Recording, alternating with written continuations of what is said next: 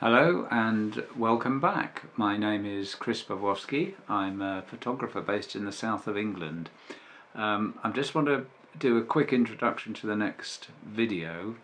The video is about one of the UK's, I would say, best loved and most well-known session musicians. His name is Mr. Herbie Flowers. Herbie started his music career in the RAF Central Band in the 50s. Throughout the 60s he formed the band Blue Mink with Roger Cook and Madeline Bell. Through the 70s he played with, or worked for and played for, Elton John, David Bowie, Harry Nilsson, many others. And during the 80s he formed the classical rock band Sky with the guitarist John Williams.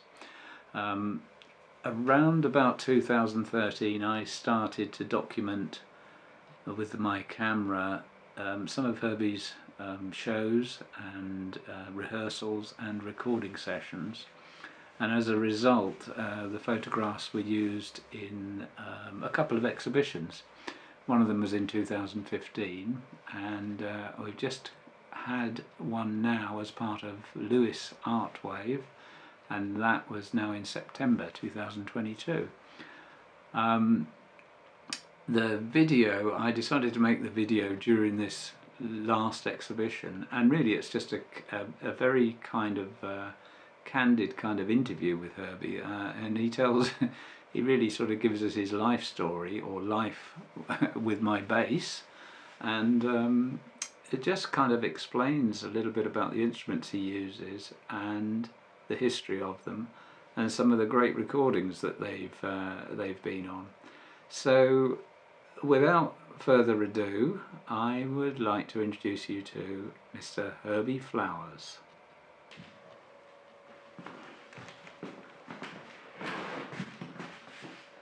Watcher,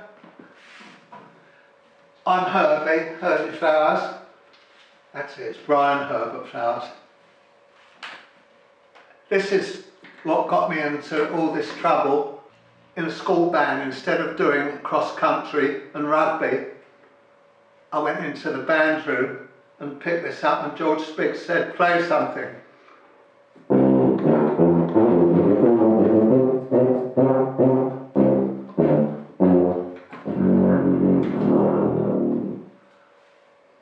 My music career began at Tipping Boys School, bunking off of doing rugby, cross country, woodwork, all sorts of things, by going into the band's room, and there were a pile of instruments: trumpets, cornets, clarinets, oboes, drums, and this at the very end. And George Spriggs said, "What are you doing in here?" I said, "Well, I can't really do cross country because I've got asthma, which I haven't got." So he said, "Well, pick an instrument, and if you can play it, you can be in the school band." And I said, "Oh, that one at the end." And with that he gave me a tin of Duraglit, which is what you clean brass instruments with, and I cleaned it, but when he cleared off, I blew it. I thought, "Oh, that's lovely, it's a bit like kissing."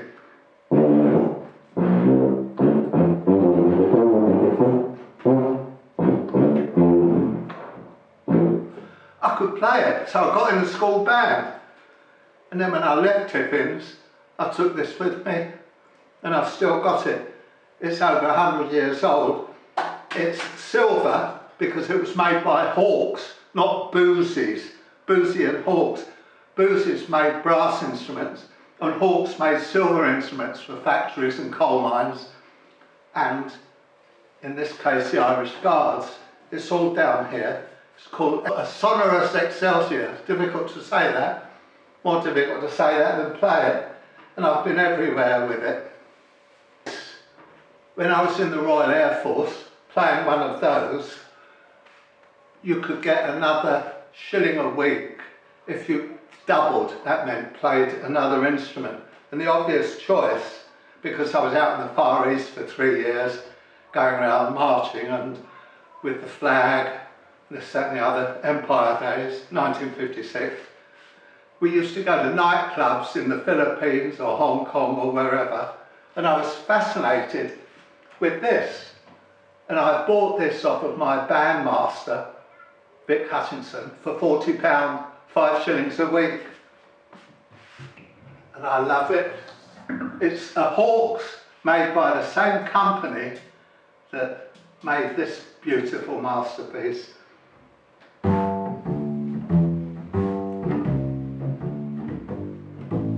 thought, oh. Anyway, when I came back from the Far East, I managed to get a job in the pit of West Side Story because I could double on the double bass and the tuba. It meant only paying a man instead of 2 men. And I could just about hello or da da da da da da da da da da da da da, that sort of thing. And then having to go on to the tuba to go ba ba ba ba ba ba ba ba. But I like jazz because in the Far East,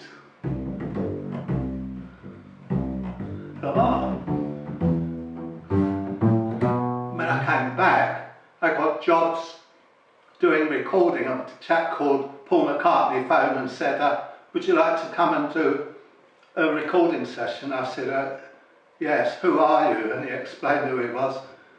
And he said, can you bring the tuba? Which I did. And he said, also bring the bass. I said, but you're a bass player. He said, yeah, but I'm producing a band that my brother's in called, I forget the name of the band, what was it called? The Scaffold. Scaffold, yes, thank you very much.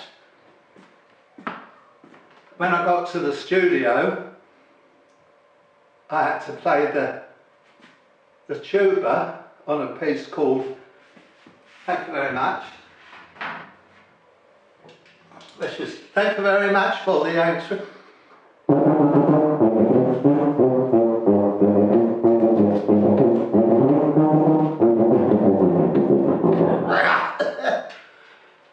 And then I had to put the double bass on, doing things like, thank you very much for the, and so on, Aintree Isle. And it got to #1, which suddenly made me flavour of the month. And I started getting lots of recording work, whether it be on tuba or double bass. And then going backwards and forwards on the old Queen Elizabeth to New York, playing in a band, in the ship's band. And when the ship got to New York, we used to get a taxi up to where the proper clubs were, and all these fantastic jazz musicians were there, and they let us in because we were ship's musicians, and they'd say, yeah, you can come in but stand at the back. And on this particular one, there were 2 marvellous musicians, and the bass player, I thought it was just 2 guitars. There was a guitar and another guitar, which was one of these. And I went up to him afterwards and said, what's that? He said, it's called a Fender Jazz Master. I said, what? Yes, it's 1959. I said, well, it's nice. What's it do? He said, well, it takes the place of the double bass. It's louder, but he said, I can't play it that way. So Fender, they made bass guitars, they developed them with a thinner neck and softer strings, so it felt a bit more like a double bass, so they could sell more of them.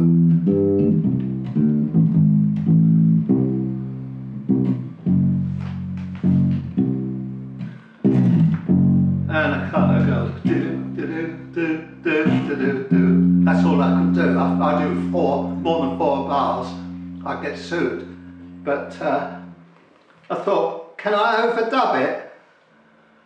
That means on the tape you've got that done on the bass, on the double bass, but I thought it'd be nice to have. Oops.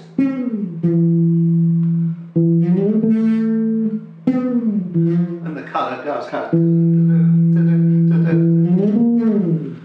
That worked a treat.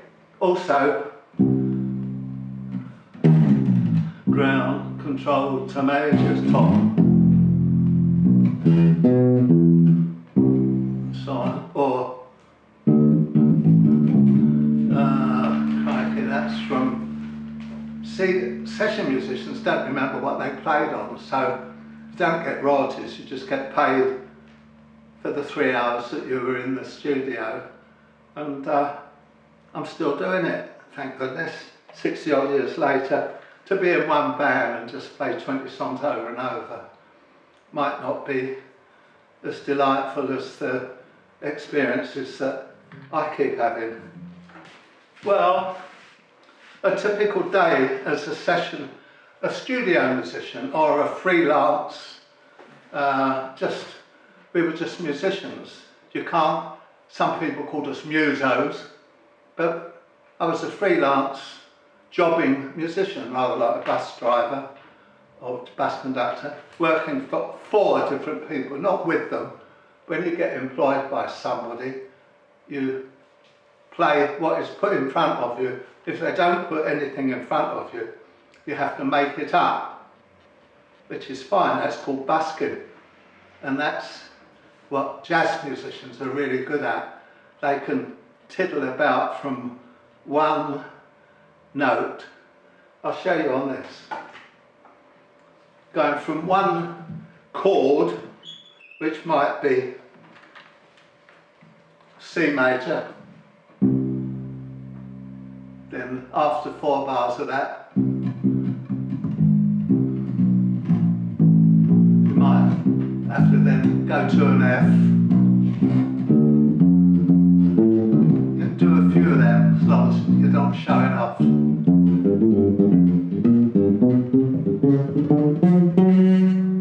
That's what you're doing, huh? So I'm sorry, and they do another take and you do it sensibly. But they save all this. And stuff like that. And they keep that, and then nowadays with computers, they can lift that and they can add trumpets, other guitars, a drum machine, and make up other music. I love that idea. What I don't like doing to this day is being booked for a recording session and I get in there and a click track and you have to, oh, no, I like moving it about, hence doing more jazz work than recording work. I've got nothing against recording work, but I've had my go. So that's there. When we went backwards and forwards to New York, I bought this in Manny's music shop, 1959, and people say to this day, no you didn't, because it didn't come out till 1960. And I said, well, hang on a minute, the Fender Precision came out in 1950, and from 1955 onwards, the workshop were developing and making changes to the Precision bass, and they decided to call it the Fender Jazz whatever, because it had a thinner neck and it suited musicians. So the morning after one of the visits into a jazz club, I went into Manny's, which was the groovy music shop in New York. It was down the same street as EBGB, which was a coffee shop named after the chords of the guitar. And said, Emma Chiswick, well, how much is it? It said $70. And it's the only one I've ever had. These are rotor sound true bass strings. They're very smooth. These are about 20 years old, these strings. If you don't mess about too much with them, they'll last forever. And it's amazing the development of instruments. For instance, if you can't afford, I think they're about £2 grand now, whereas I paid $70 for this, that was about £13, I think, which was a week's wages on the Queen Elizabeth, going backwards and forwards. Now, ukuleles have become quite popular to such an extent that I've got a little fancy gadget here. This is a ukulele, but it's not an ordinary ukulele. It's a bass ukulele, which, would you believe it?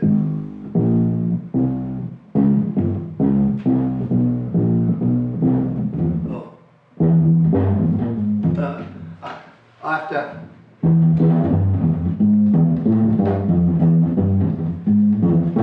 $70, same as that cost. But for student musicians, wonderful little machine. The most popular instrument in the world, believe it or not, is the ukulele. And ukuleles are great. George Harrison, I'm playing on a record that he did called Between the Devil and the Deep Blue Sea. You can get it up on WhatsApp.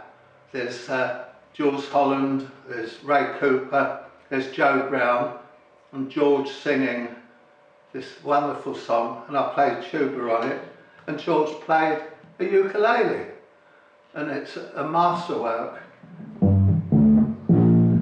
I mean, I can't tell the difference between the sound of this and the sound of that. That's still unique, but yes, it's got a tuner on it.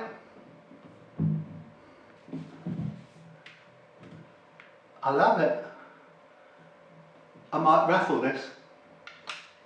Music's the living, okay, and people say, what's your favourite song? My mum's favourite song was Largo's Handel, which of course is Handel's Largo, but no one would tell her. My favourite music, well, here we go. It's not pop music, it's not rock music, it's really, it can be anything from like Miles Davis, and I have 14 pictures up in my bedroom, and they were all of musicians. Rather like here, this wonderful exhibition. All these pictures, most are of me in it, but it's really to show the viewer, the watcher, what an atmosphere on a stage can be like. Look, wonderful, great idea for photographs, and I can't say anything other than how proud I am that there's an exhibition with all these beautiful pictures. The photographer, Chris Palowski, I'm sure if you Google it, it'll come up. I think if you Google Herbie Flowers, there's a list of some of the records that I played on, like Harry Nilsson's You Put the Lime in a Coconut, things like that, and other bits. Just have a read through. It includes Grandad by Clive Dunn from Dad's Army, Melting Pot. They're all bands, those songs. They're lyrical content. Going back to Melting Pot, you are a session musician, but you have formed and played in one or two other bands as well, namely Blue Mink and Sky. Well, I played with or for other bands, yes.